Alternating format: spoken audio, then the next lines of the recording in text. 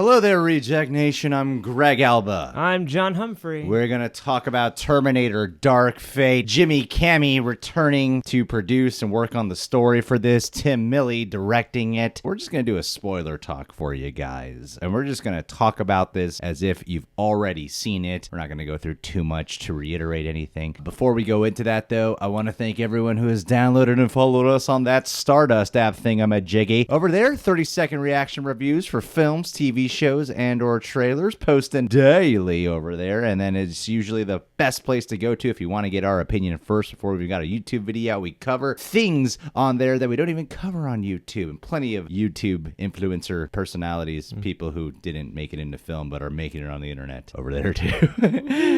Anywho, quick thoughts, before we hop into full-on spoilers. Overall, I would say that I give this a 3.5 stars. That's probably where I'm going to rank it at. Now, there's a lot of caveats here. I think Linda Hamilton is excellent in the film. Literally, when she starts speaking, you're like, yeah, she's such a necessary addition to this franchise. Mackenzie Davis is pretty damn good in the movie. Natalia Reyes is all right. Gabriel Luna is good with what he's got given. Arnold Schwarzenegger surprisingly funny in here. Not really in it that much, but when he's there, he really does shine, and there's a lot of really fun action in here as well. I really did enjoy it, and I think as like an action movie, it's really cool. As it compares to the movies that followed Terminator 2, it's definitely better than those movies, like by a lot, I think. That being said, as a true Terminator 3 movie, there are things about it that I flat out hate that occurred pretty early on. Weirdly, it's one of those experiences, even though I didn't really feel much when I was watching this movie, there's a lot of big spoiler things to actually talk about that are definitely not addressed in the trailer. And even though a lot of these spoilers, there's like one major spoiler in the beginning of this movie. The rest that are big spoilers are predictable, yet they're pretty heavy spoilers. So yeah, that's my overall thoughts. I feel like as the movies still end at Terminator 2 for me, but as far as like a fun action escapism or some weird fan fiction, because you could call this Terminator references if you wanted to, because every single scene is loaded with references and nods, and sometimes it just borders on straight up copying as opposed to homaging, in my opinion. Yeah. I mean, I feel like every Terminator since Terminator 2 has done a fair amount of that. Weirdly, I got way more distracted by that in Genesis, but I'm kind of with you on everything you just said. I mean, I'm sort of at a 3.5 star range. I think there is a lot to appreciate. I think, as an action roller coaster ride, it is pretty capable in a lot of respects, but as the true Terminator 3, it is not, and it's going to make you really upset if you try and look at it that way. I think if you really love those first two Terminator films for everything that they are and not just for the Terminator action, I think this is falling short of the mark. It's weird to be like, you really don't want to compare it to Terminator 1 and 2, but at the same time, this movie's asking for it the entire time. They've invited that on themselves every step of the way. Pacing-wise, build-up-wise, that's where they really should have taken the most notes, because this movie kind of swings into it all. Because when this movie started, it starts off with this footage of Terminator 2, that freak-out moment, videotape in T2. She's like, you're all gonna die! And then it freeze frames on her. And I thought it was cool to see that footage again. It was more than just nostalgia. I thought it was a good way to reintroduce us back into Sarah Connor. Maybe they're going to go for a little bit more of this kind of tone, perhaps. The psychological anguish of all this. Yeah, and then they go onto the beach, okay, there's some familiar Terminator stuff. I thought it was a little distracting that they had CGI Terminators, but with the old sound effects. It's like, you might as well commit to a brand new thing. And then they're doing this moment where it's like a couple years later or something, there's this beautiful de-aging that they do on Linda Hamilton. Like, I think everyone in the theater was like, wow, that looks so real. It looks like it could be a deleted scene. They even see young Edward Furlong. Then this is when they started to just do shit that I just did not agree with. They're saying that, okay, apparently they sent back like multiple Terminators to kill John Connor. Skynet did. Okay. I thought this was for some reason, I thought I was watching a dream. Yeah. Like another, like Sarah Connor dreaming. Yeah, I thought this was another dream. Young Arnold shows up, annihilate, and weirdly, young Arnold is the one that they couldn't get right. But like that looks strange. Young Arnold shows up, annihilates John Connor. And I still thought I was just watching a dream. Yeah. I still thought this was just some weird vision they were going to cut away. And then eventually we'd check in on older Edward Furlong in the film or something. And then a few minutes went by and I realized, wait, they just like killed off John Connor like he was nothing. Yeah. Like this was the 80s and it was part 3. Yeah, like that the whole thing. Yeah, some people might flash to like Newt in Alien 3 Or and Kincaid in Nightmare on Elm Street 4. or freaking Johnny Cage in Mortal Kombat Annihilation. Like you just Why do you kill people we love right away? The thing though is like if you look at John Connor, his mantle is significantly higher than even those supporting characters in those movies. It's John Connor. To call this the true Terminator 3 was kind of a spit in the face for that moment. Edward Furlong's John Connor is not my favorite performer or favorite character, but he's such an essential piece. I mean, Terminator 1 is about protecting the mother who will give birth to the savior. Number 2 is protecting the savior. I'm not in the camp that's completely opposed to killing off John Connor and then having this be a setup for Linda Hamilton's Sarah Connor character. I think the way it was handled was incredibly poor and so early on with the voiceover, and then you're seeing all this like technology with de-aging. There's so much distracting and it's moving so fast. It's just thrown out there as some like expositional narrative setup as if he was nothing. And I hated that. And I also hate the concept of they sent back multiple Terminators. Okay, if you're going to throw all this in there, why didn't you just do that to begin with? From the 80s and on. Like when she was pregnant and stuff. Yeah. Well, like it makes you question all these different rules. And then on top of that, it's just a spit in the face. I really did not care for the way they handled the setup, at least. Yeah, I mean, this movie has that flavor to me throughout where there are a lot of ideas I think are good. And I feel like I've said this about every Terminator because it's probably true, and I think this one gets it more than perhaps a lot of the other sequels have. There are a lot of good ideas that I think are worthy, that could have worked, that could have been an interesting follow-up to what Terminator 1 and 2 set up, but yeah, it's the execution and the handling of those things. I hate to do it, but I couldn't help but think of Martin Scorsese throughout this whole movie, these blockbuster films being theme parks and not delivery systems for an emotional experience. The thing is, yeah, Terminator has always been a sci-fi action franchise, partially at the very least, but if you look at Terminator 1 and especially Terminator 2, a lot of emotional delivery that goes with that stuff, and the problem is this movie has so many ideas that could have interesting emotional ramifications, and it never bothers to live very long with anybody. Like, I think they did a good job capturing that paranoid, we're on the road, we're on the run sort of vibe of the first couple Terminator films. They never add any finesse to the plot. They never allow for an ebb and flow of tension. There are never quiet moments to be interrupted, so everything is so frantic that you're just kind of watching a conveyor belt of ideas go by mixed in with set pieces. Yeah, the lead into everything, especially when it's so obvious that what they did was take elements from T1, elements from T2. Mackenzie Davis is a hybrid of Arnold from T2 meets Sarah Connor, right? And a little bit of Marcus Wright from Terminator Salvation. Yeah. And then Natalia Reyes is a little bit of spliced of that too. Gabriel Luna is Robert Patrick, like all these different riffs are happening. And then the setup of Natalia Reyes, the Mexico setting I thought was cool. And I thought Natalia Reyes was actually fine in the first half. I don't think she's that great in the movie. At the same time, I don't really think it's her fault. I don't think the movie helps her at all. There's plenty of scenes where she actually does a good job. But then there are scenes where she's really not good, but the whole scene is not good. Yeah. Like, it's everything in that scene is not good. So I think it's easy to focus on her and be like, they gave her these big inspirational moments, but they just ring as incredibly corny and cheesy and just totally ineffective because of that. Backtracking, at the beginning of this movie, like, they swung into the adventure really fast. Yeah. It's like they breezed past all the things that make T1 and T2 work so well, which is the build-up to getting on to the adventure, the build-up to Kyle Reese finding Sarah Connor in the showdown and going on the run, the build-up to the mall where Arnold finds, because T2's a riff on T1 in the first half. Well, yeah. And so, like, you could do a riff on it, but still have the build-up be proper. And in here, they're kind of just zipping through it. Natalia Reyes is cool. Mackenzie Davis, I think, is excellent in this role, honestly. Like, she was the best part of the movie to me. She was the most engaged and the most compelling thing on screen. I suppose. For me, it was Linda Hamilton. I thought Linda Hamilton killed. I honestly...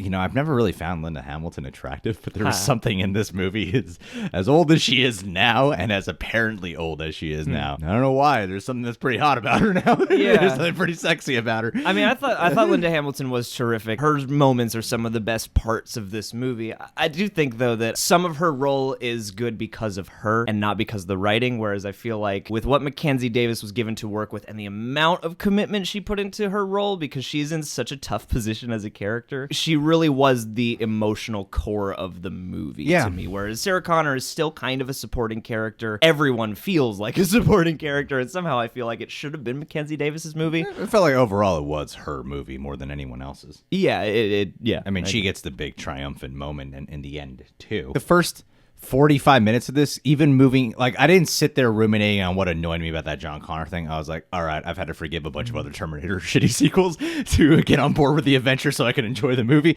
I was able to do it for T3. I was able to do that for Genesis even. Like, I didn't walk out hating those movies. I was like, they aren't good, but I was able to at least enjoy it, knowing it's not good. Here, it's more of a mixed bag. There are things that are genuinely good here. Here's how I would describe it. The first half of this movie I enjoyed a lot more than the last half, but the last half of this movie has Arnold Schwarzenegger in it, and I enjoy Arnold a lot here. The dynamic between Arnold and Sarah Connor I thought was great as well. I connected with her emotion, and then there are things that they set up that are supposed to be these twists that are so freaking predictable that are in the trailer.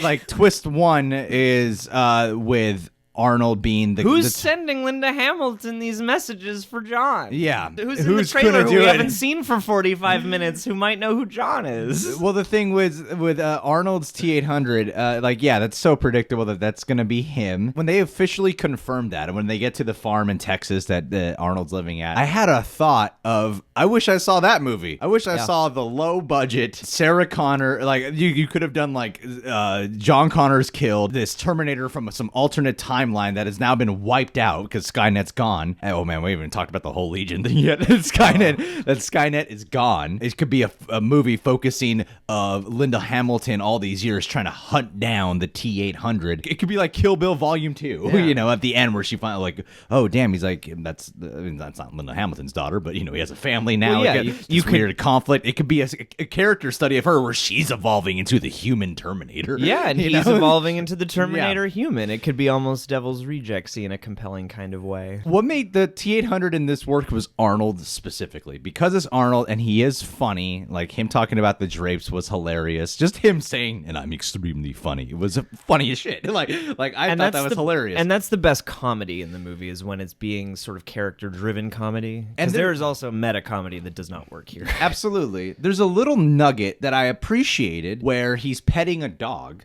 And they established in Terminator 1 that they use dogs to sniff out the Terminators. Dogs are always barking. It's like when Gabriel Luna shows up at the door, the dog's barking. It's a Terminator thing. Not once does the movie call attention to that and go, the dog's not barking. And I wish the movie did more of those things. Like the movie could have benefited a lot from more subtle undertones, subtle nods to pick up on things for fans invest. For a movie that's riffing so much on T1 and T2, I thought they could have done a better job at just acknowledging that the people who are watching this are fans of T1 and T2, and instead of having to over-explain a lot of things that go on. And instead of throwing in very lurid nods like, oh, is he going to put on the sunglasses that he wouldn't even know about? No, okay. Yeah. You know, like, it's cute, but at the same time, yeah, when you're trying to go, no, this is the third Terminator. We did a Q&A on Patreon about the difference between a movie and a film. Yeah.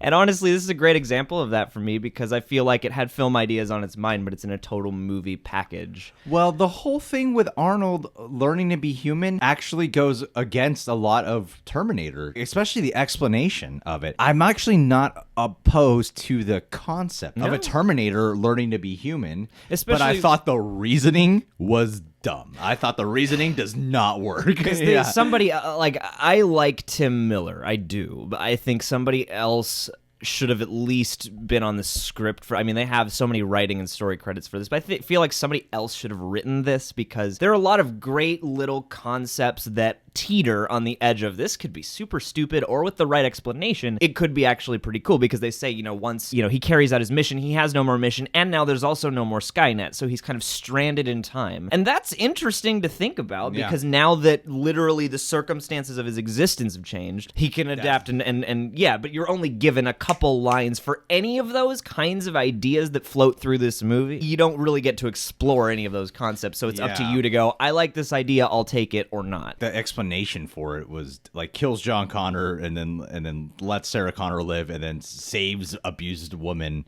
and then starts.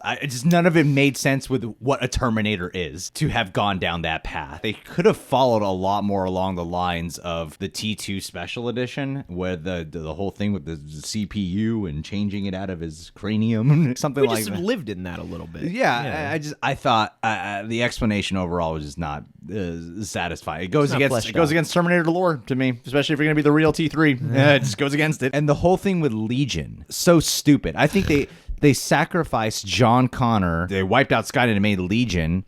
And it was all at the expense so they could set up a new franchise. That's pretty much what it was to me. They didn't focus on a Terminator 3. They focused on setting up a new franchise. And it's very evident in everything here. The whole idea of Legion is the dumbest thing because it's 100% Skynet. It's the same thing as Genesis without phones. It's Skynet. It's all sorts of It's like no more Skynet. But then this Legion thing starts. They build exactly the same technology, the same time travel, the same strategy, the same strategy to wipe out the future leader. The same models. They all look like T-800s. They all look like Terminators. They all seem to have the same conceptual artist. Why not just make it Skynet? You could have just expanded upon this. Why not just make it Skynet? Or go far enough to make Legion something special instead of literally just a name you mention and it doesn't matter at all. Yeah. Like it's a MacGuffin. And this movie is full of that kind of stuff, though. And that's a bummer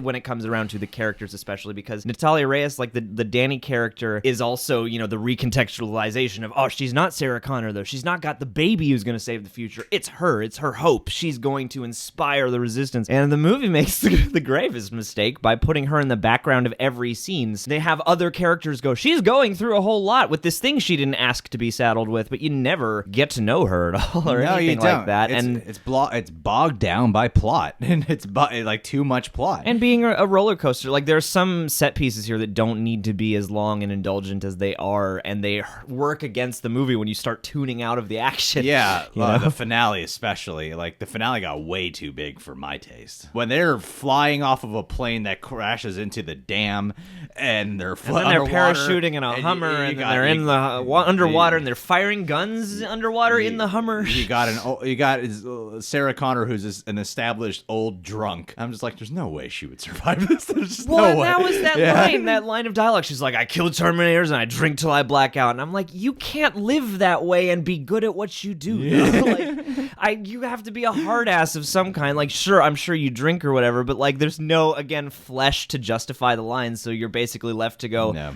I accept it or I don't, I guess. Yeah. One thing that I felt with subtle undertones going back was Natalia Reyes, especially with that whole twist that wasn't like dumb. It was dumb to me, especially the way it's handled. This is weird because this has turned into a 20-minute complaint about Terminator Dark Fate, because there's a lot of things to complain about. Because it shows you what's not working in a really clear way. But like, I have to remind you guys that in between a lot of this, it's not fun because it's bad. Like, there are some genuinely fun things. When this movie is shutting up and doing action, it's cool. Good action, and then when they take the time to have good scenes, like, I feel like the genuine good scenes are in the first half of this movie. The last half, there's a couple of moments with Arnold that are all right. I don't care for the flash forwards or the flashbacks for things that with Mackenzie Davis's character. The first one was cool when it's kind of like an Edge of Tomorrow meets Aliens kind of thing, where you explain how she got augmented. One of those is all right. The whole thing with like little girl Talia Reyes,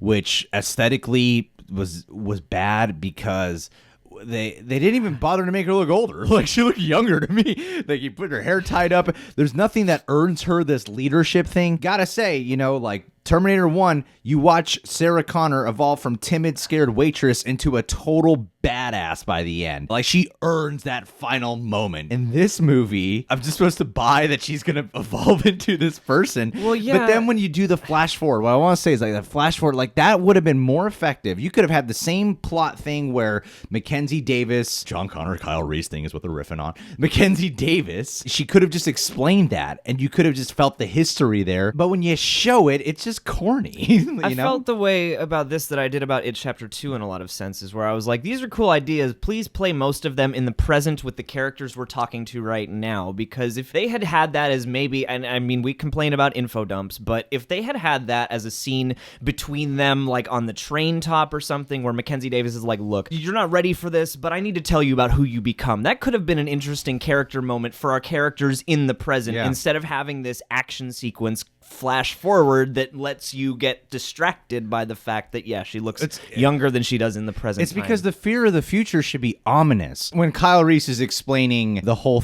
goes on the monologue before he sleeps with Sarah Connor. Imagine if instead of playing it in the present, they show he's doing a voiceover, narrating over scenes. Or in Terminator 2, the countless times they talk about the future, they have to know when to show stuff. When just play it in the present. And too much of this is like, we don't need VO for everything, man. Honestly, John Connor's death off screen might have been more effective if he showed it later, or he just let the scene go with no narration over it. Just let Sarah tell the story and watch the emotion in her face tell the story. Instead of just quickly... Instead of going, cool effects, bro. Yeah, cool effects, Leo's technology. 30 seconds later, he's dead. And we're VOing over it. There's no emotional impact to it. Like, the sad thing about this movie to me is that I can really feel the market testing in a way I really hoped I wouldn't, because of all the faith that James Cameron tried to instill in us. And the thing is... I do not trust him anymore. I don't either. The first half of this movie showed me what physically isn't working about Terminator now, and the second half showed me what thematically isn't. Because the thing I also realized is that we also, I think, loved the first two Terminators because of the constraints they existed within. You watch the first part of this movie, and I started to realize that, to me anyway, not everybody might share this opinion, but there's this overall synthetic quality that most all post-Terminator 2 films have, Terminator-wise, that just doesn't read the same way, whereas in the original two films, they used their CGI very wisely because they had to,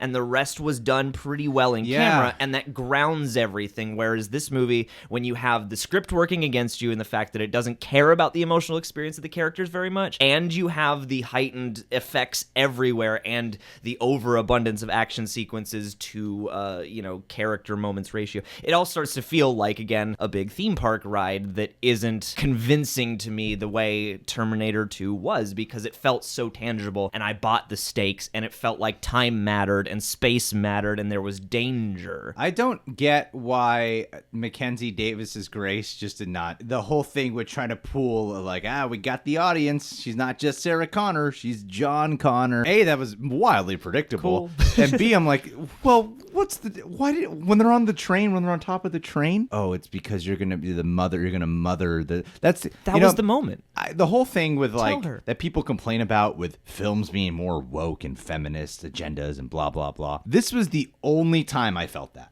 When she's like, you're supposed to carry the man who will save us, or whatever line Sarah Connor says. Then they do this really corny ass moment with, no, it's not your son, you. They practically could have said, you're a woman. That's fine. I don't care that Natalia Reyes is the savior. I don't care that she's the resistance leader. That could have worked, but why does it have to be some reveal? They could have just put it on that scene in the train and have her deal with that as her emotional journey instead of plot twist, haha. And you could have given her an emotional journey to help us believe that at all. Exactly, so she can evolve into a fighter. Instead of just telling us every 20 minutes, oh man, you've been through some shit that mostly we've watched Linda Hamilton and Mackenzie Davis deal with. Yeah, it's like, we're gender flipping this. That was the only time.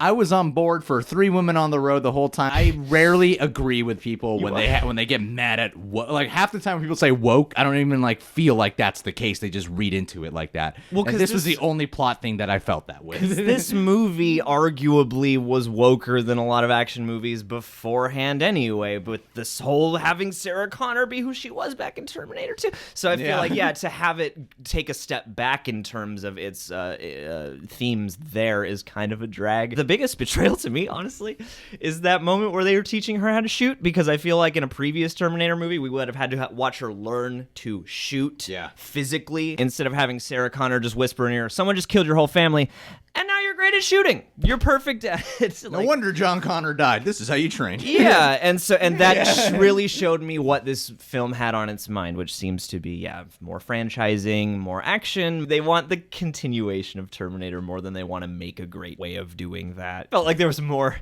finesse put into like Alita Battle Angel than Terminator Dark Fate. You know? To me, it's not a surprise that this movie has a fresh rating on Rotten Tomatoes because It's all right. like I keep saying, This Alien Covenant, it's all right. I still enjoyed it. Like, I enjoyed it, but from a Terminator stance, the hype of this is supposed to be the real T3, I think this movie's been getting a major pass because it's better than the ones that came after T2. But let's say those did not exist, and this was the only sequel after T2, we would hate this movie. Yeah. like that's plain and simple. We'd be like, what happened? This would be like, it's Some fun decent ideas, but no, that's like, oh, clearly James Cameron didn't make this movie. like after what they did with I mean, Christian Bale's John Connor sucked. Nick Stahl, his John Connor is barely memorable. What they did with Jason Clarke as John Connor is like, by the time you get to killing off John Connor here, it annoyed me in the sense of this is a direct T3, but I think I was able to move past it because I'm like, John Connor's been sucky for like 3 movies now. Like, and we failed at making him the true point, so it's fine. Let's get him out of here. So I'm just like, what? That's why I think I was able to move past it pretty quick. But in the immediate moment, that was very annoying. Bottom line, it's weird because, you know, the thing is, we're gonna do a spoiler talk. These are the things we feel passionate about. There's plenty of great action, and then there's plenty of great performances. The script, the storytelling, dealing with Terminator lore. Pace. I thought Gabriel Luna elevated a lot. Harkening back more to Robert Patrick was a cool idea. Weirdly, I got to the point though. You know how in T2, Robert Patrick just keeps coming back, and it's scary and menacing, And it like takes a minute. you're just like, how do you defeat this guy? We have no idea what we're gonna do. With this movie, it was the superhero equivalent of just keep punching him to a certain point because I weirdly didn't feel too much threat, even though it was threatening, and I thought Gabriel Luna was good, and I love whenever he had dialogue. I thought he was awesome with the dialogue. For some reason, I was like, they're gonna handle it. Well, yeah, because I mean, I thought they did a nice job of hearkening back to the slasher movie vibes that T1 has with him in his moments. But the other thing I've realized in talking about this is that most of the tone's not there. scenes in all, or it tries to be, but it's not prolonged enough to actually stick that tone because tension requires breath. The plot maneuver and idea is there, but tonally, it's not. This is a hyper nonstop roller coaster action movie that occasionally drags in parts. And it has moments way more than it ever has scenes. Yeah. And that's the biggest issue. Is like, he's great, and he could have been Robert Patrick level menacing if there had just been some scenes rather than just cool or eerie moments. You know, a line or two, you know. And Gabriel Luna's Terminator hates windshields. Every single time he is behind the wheel of something, his first instinct is to break that windshield. Yep. Because Robert Patrick did it. He's going to like quadruple down throughout this whole movie. Any windshield, it's like Dewey Cox and the sinks. It's just like any windshield he sees, let's bust that thing out. Bust it. That's what he's doing in the scenes he's not on screen. He's just walking through town, busting every windshield he can Yeah. find. Property damage. Terminator Dark Fate. Did you guys see it? Did you like it? Do you have the same complaints? Do you love care? it? This movie's a flop anyway. You guys can subscribe to The Real Rejects. Click that notification bell. Check us out on the Stardust app. Catch you guys soon.